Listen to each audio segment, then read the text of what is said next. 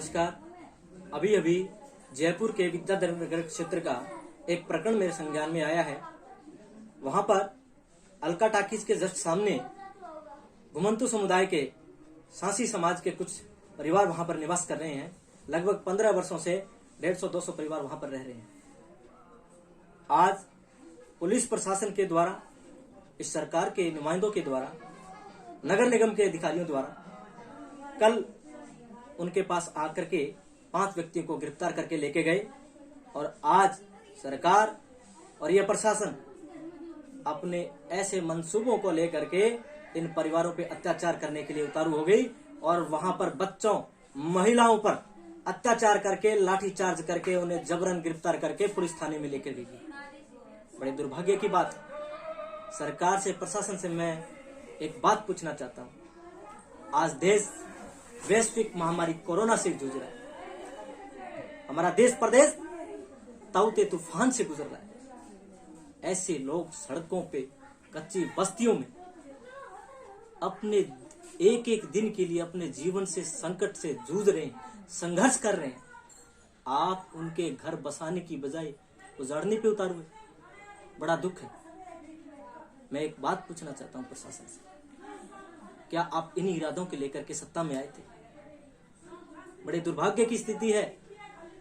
इस विषय को लेकर के प्रशासन और नगर निगम, पुलिस प्रशासन के द्वारा भी सबसे बातचीत करने का मैंने प्रयास किया, लेकिन कोई सकारात्मक जवाब उन्होंने नहीं दिया कि उच्चाधिकारियों के निर्देश हैं और पल्ला झाड़ लिया।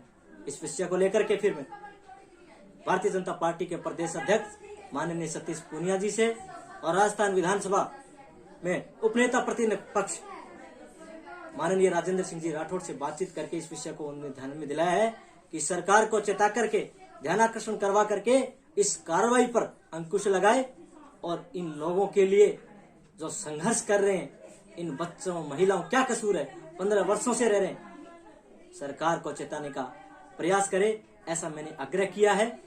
और एक बात और निवेदन करना चाहूंगा मैं सरकार से कि 2015 में जस्टिस मोहम्मद रफीक साहब और जस्टिस रांका साहब का एक ऑर्डर आया था कि जब तक कच्ची बस्तियों में रहने वाले लोगों के लिए आप कहीं अन्यत्र स्थापित नहीं कर देते उनके रहन सहन की, तब तक आप किसी को बेदखल नहीं कर सकते, खदेड़ नहीं सकते।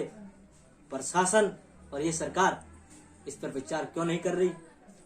क्या संदेश देना चाह रहे हैं आखिर?